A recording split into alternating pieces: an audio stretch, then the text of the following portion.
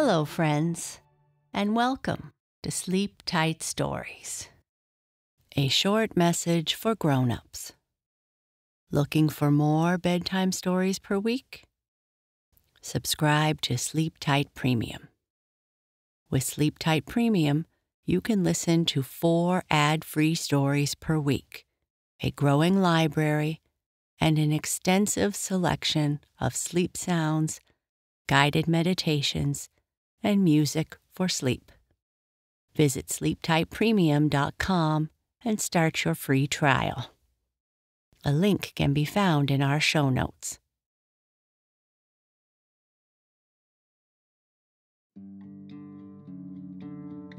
I'd like to say hello to some friends. Hello to Rowan, who is 7 years old, and Arlo, who is 4. Hello to Emily and Quinn from Rocheport, Missouri. Hello to Charlotte and Graham in Chesterland, Ohio. And hello to Porter. Thank you so much for supporting us. We are getting close to the end of our story about Tinkle, the trick pony. There are only 2 episodes left. Remember, Tinkle has just arrived at the circus, and he is wondering if he will see Tum Tum the elephant or Mappo the monkey. He is brought into a tent with the other ponies and is cleaned up and fed. Tinkle is feeling pretty happy and looking forward to learning some new tricks when the parade begins and he hears the elephants coming. Will Tum Tum be there? Tinkle, the Trick Pony, Part 9. Well, come along now, Pony. I'll see how many tricks you know and how many I can teach you. It was the circus man who had bought Tinkle who was speaking. But Tinkle was so taken up with looking about him at the strange sights all around that he did not at first listen. "Come along," called the man again, and then Tinkle heard a whistle. This time he turned around quickly. For a moment, he thought his dear little master George had come for him. But he saw only the circus man and other strange men and animals all about. "It must have been the man who whistled to me," said Tinkle to himself. "I guess, though, he wants me to come with him, as George used to when he wanted me to go with him when he whistled. I'll go." So Tinkle followed the man, which was just what the man wanted. He led Tinkle along by the rope made fast to his halter. "Well, you know something to start with," said the circus man, smiling at Tinkle. The pony, of course, did not know what a smile meant, but he did know that the man spoke in kind tones and not sharp and cross, as had the moving men sometimes. Besides, the circus man talked to the pony, and the other men had not. So Tinkle knew by the voice that the man was kind, and he followed him to a little tent where there were many other ponies. In a tent next door were big horses, and they were all either eating hay or oats or lying down on the straw, for it was not yet time for the circus to begin. "Here is a new pony I've bought, Tom," said the first man to one who had the charge of the ponies. "He can do a few tricks, and I'm going to teach him more.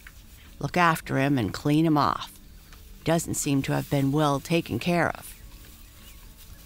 "That's right, Mr. Drake. He doesn't," answered Tom. "I'll take good care of him, though."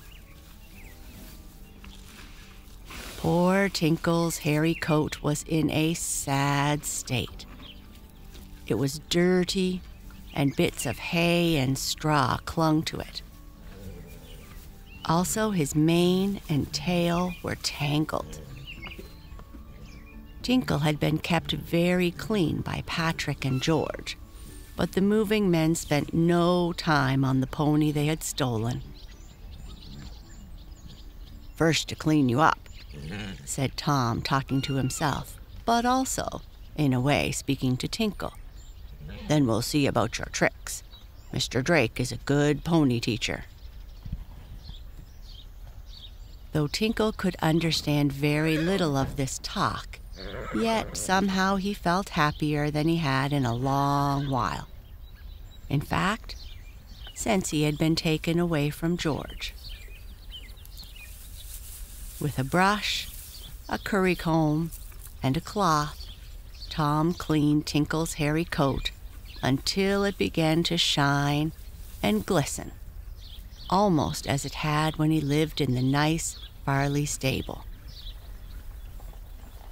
"That will do for a while," said Tom. "Now I'll get you something to eat. Come along, pony."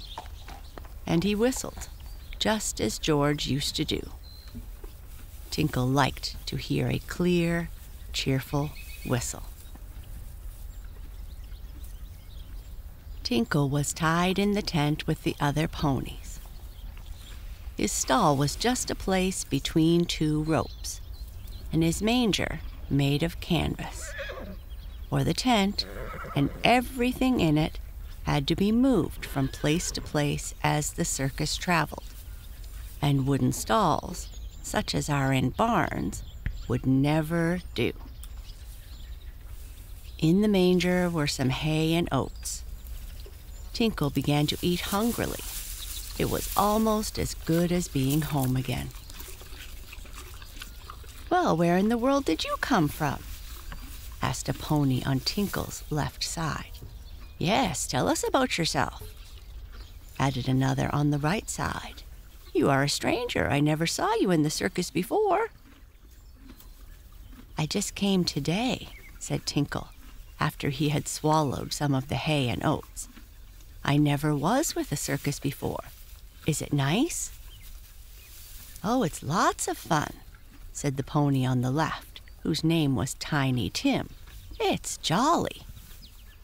"We have great times doing tricks," said the pony on Tinkle's right, and his name was Prancer. "We do lots of tricks. Can you do any, Tinkle?" For the new pony had told his name. "I can make a bow, jump over a rope, and walk on my hind legs." "Those are all good tricks," said Tiny Tim, "but you will have to learn many more if you are to stay with us in the circus." "I guess the man they call Mr. Drake will teach Tinkle tricks," remarked Prancer. "He taught me all I know. Why, would you believe," he went on, "when first I joined the circus, I couldn't do a single thing." "Can you do many tricks now?" asked Tinkle. "I should say he could," cried Tiny Tim with a laughing whinny. "He is the best trick pony in the circus." "Oh, not the best," protested Prancer modestly. "I can do a few tricks, it is true, but—" "Now you let me tell," interrupted Tiny Tim, laughing. "You can jump over a barrel, stand up on a platform on your hind legs and turn around. You can pick up different colored flags, count, add up numbers on a blackboard, and take letters from the post office." "Well, yes, I can do those things," said Prancer. "My, what a lot of tricks!" cried Tinkle. "I wonder if I shall ever be able to do even half that many." "Of course you will," said Prancer kindly. "You wait. Mr. Drake will teach you as he taught me." All this while, many things were going on about the circus grounds. The big tents had been put up, the animal cages wheeled in, the clowns were painting their faces in such funny ways to make the boys and girls laugh, and the big, golden wagons were being made ready for the parade. The band was playing, the pretty flags were blowing in the wind, and altogether, the circus was such a nice place that for the first time in a long time, Tinkle felt happy. But when he thought of George and the nice home he had been taken from, he felt sad. Still, this is much better than being kept in the dirty stable, thought the trick pony. Maybe I'll see George someday. Tom, the man who had cleaned and fed Tinkle, came running into the pony's tent. "Come on, everybody! Lively, everybody!" All at once, some other men began taking down, off pegs in the tent poles, red blankets, strings of bells, gaily colored plumes and harnesses. "What is going on?" asked Tinkle. "Oh, they are going to dress us up and hitch us to a little golden wagon to go in the parade," said Prancer. "Do you think I am to go?" asked Tinkle. "I think not this time," answered Tiny Tim. "You see, you don't know much about the circus yet, and you might be frightened by the big crowds and the noise.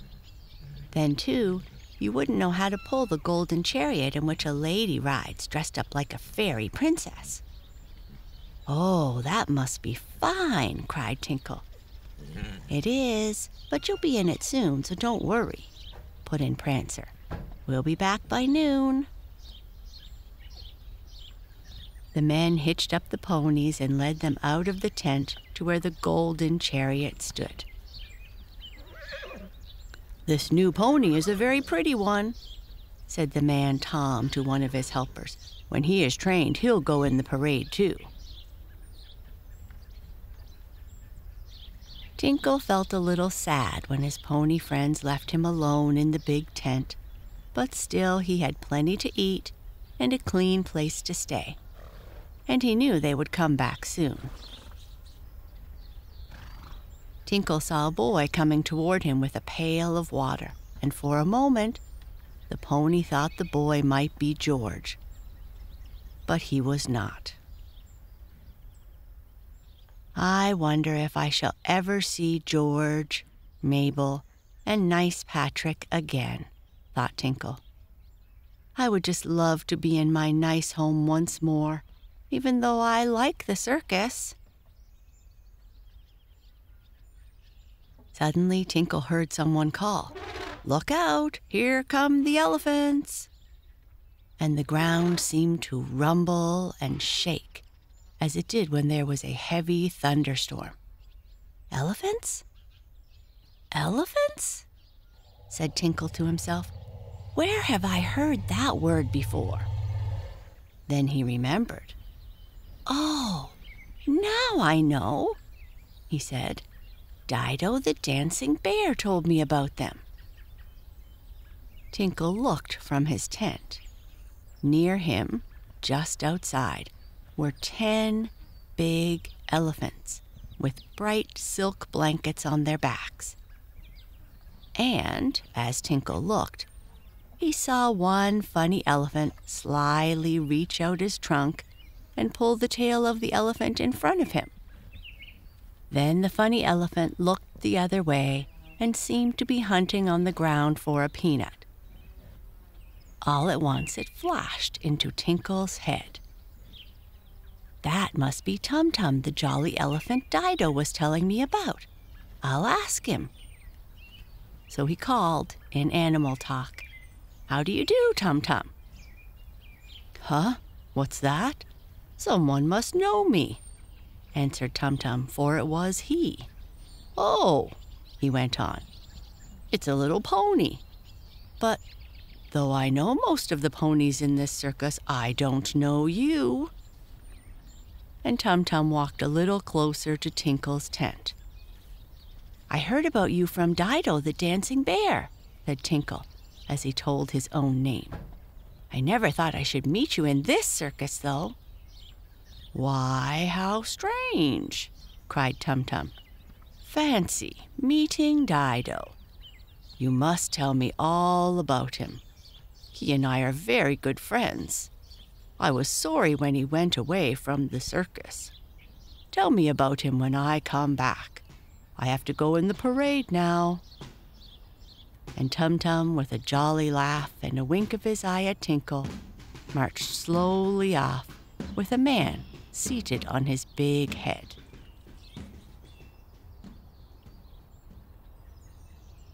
"Now, Tinkle, we can have a nice talk," said Tum Tum a little later when he came back from the parade. "Tell me about yourself, how you came to join the circus, and most of all, I want to hear about my old friend Dido." So Tinkle told all he could remember, telling first of the beautiful green meadow in which he had once lived, and of George, who had taught him a few tricks, and of having been taken away by two men in a big moving van. Then Tinkle told of having met Dido, of what the dancing bear had said, and of what he had told Tinkle about Tum Tum and Mappo, the merry monkey. "Is Mappo in this circus?" asked Tinkle as he finished his little story. "Yes, and you'll probably see him in a day or so," answered Tum Tum. That afternoon, when the performance was over, Mr. Drake, the man who had bought Tinkle from the man who had stolen him, came to where the pony was lying down in the tent and said, "Now we'll see what you know and how much I have to teach you. We will begin with some easy tricks." Then began a busy time for Tinkle, not only that day, but for a number of days. When the circus was not traveling from one city to another, or when a performance was not being held in the tents, Mr. Drake taught Tinkle tricks. Tinkle, the first time it occurred, did not know what was going to happen when, instead of being allowed to go to sleep after the show, he and the other ponies and animals were put in big railroad cars, and the whole train was hauled away by an engine. Tinkle did not know what was happening, but the other ponies told him it was all right, that he would not be hurt, that they were only going to another city to give a show there, and that this happened nearly every day or night. Tinkle soon became used to travel and rather liked it. It would take too long to tell you how Tinkle was taught to do many different tricks. It was not as easy as he first had thought it would be, and many times he could not understand what Mr. Drake wanted him to do. In time, he learned how to go to a box in which were a number of flags or handkerchiefs of different colors: red, white, and blue. "Bring me a blue flag," Mr. Drake would say. And though at first Tinkle could not tell one color from another, he soon learned to do so. And he could tell, by hearing the word blue, that it was not the red or the white flag the trainer wanted, but the other. So, though Tinkle had no word in his own language for blue, he knew what that sound meant and for which flag it stood. "Now, Tinkle, bring me the red flag," Mr. Drake would say, when the blue one had been dropped at his feet from the pony's teeth. And Tinkle would pick out the right color. In time, he could pick out of the box and bring to the trainer any of the 3 colors, no matter which one was asked for first. Tinkle hardly ever made a mistake. "Well, now that you know red, white, and blue," said Mr. Drake one day, "suppose we put all 3 together, and this is what we get, Tinkle." And he held up the beautiful United States flag, with its stripes of red and white and the white stars on the blue field. "Now, Tinkle, when I ask you what flag you love best, I want you to bring me from the box this red, white, and blue one." said the trainer, shaking the flag in front of the pony. It was several days before Tinkle learned to do this trick, but after a while, he could go to the box, pick out the red, white, and blue flags, and then, at the last, when the trainer asked the question about loving the flag, Tinkle would trot over to him, carrying in his teeth the stars and stripes. Then Mr. Drake petted him and gave him 2 lumps of sugar, for he had done the trick well.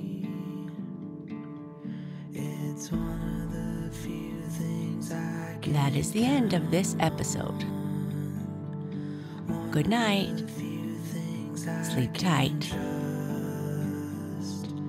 It's one of the few things I can count on. One of the few things I can trust.